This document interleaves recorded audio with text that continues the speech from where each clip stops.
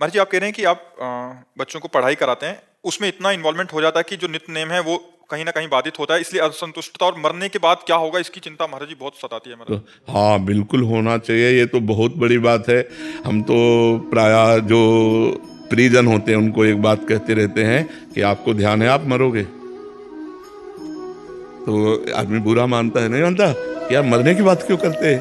और मरने की बात ही हमको संभाल सकती है कि यार मरना है मुझे। अगर श्री कृष्ण ना मिले, प्रभु ना मिले, वो परमात्मा, वो वाहे गुरु ना प्रसन्न हुए, तो हमारे जीवन का लाभ क्या रहा। हमारा जीवन व्यर्थ चला जाएगा। तो ऐसे अन्य समय नाम जप करो, और जब पढ़ाई में इन्वॉल्व हो, बच्चों को पढ़ा रहे हो, तो बच्चों में भी भगवान को देखो, उस परमात्मा को देखो। और जय घंटे पढ़ाई की, उसके बाद उसको भगवान को समर्पित कर दो। कि जैसे हमने 5 घंटे पढ़ाई कराई, तो फिर 5 घंटे बाद हम, हे प्रभु, हे करुणामय, हे वाहेगुरु, ये जो 5 घंटे हम विद्यार्थियों को पढ़ाते रहे, ये सेवा भी आपको समर्पित है। तो वो भी भजन बन जाएगी। कर्म समर्पण वो भजन बन जाएगा। और बीच बीच में नाम जप करते रहो। नाम जप निरंतर ना हो पावे तो जितना समय हमें मिले उतने समय को तो हम नाम जप में लगा दें, और शेष समय को भगवान को समर्पित कर दें, तो हमारा टोटल समय भगवान में चला जाएगा। इसलिए में भगवत प्राप्ति हो जाएगी। और ये पीड़ा होनी चाहिए, पर ये पवित्र हृदय में होती, सबके हृदय में नहीं होती।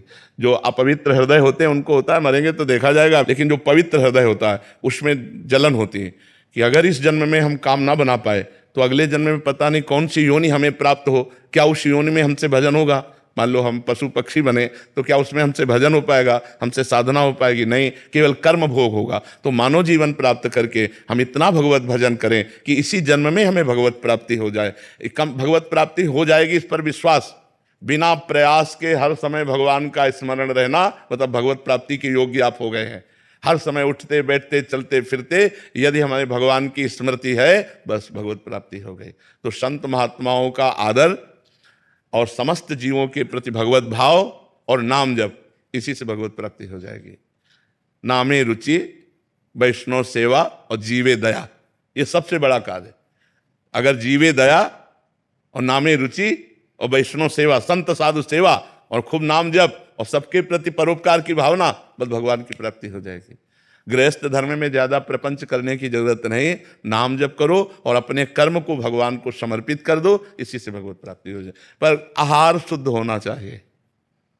कई लोग भक्ति को तो करना चाहते हैं लेकिन आहार को नहीं सुधारना चाहते। आहार में जैसे मांस है, अंडा है, शराब है, ये गलत चीजें यदि आप खाओगे और सोचो कि हम भक्ति भी कर लेंगे, तो असंभव।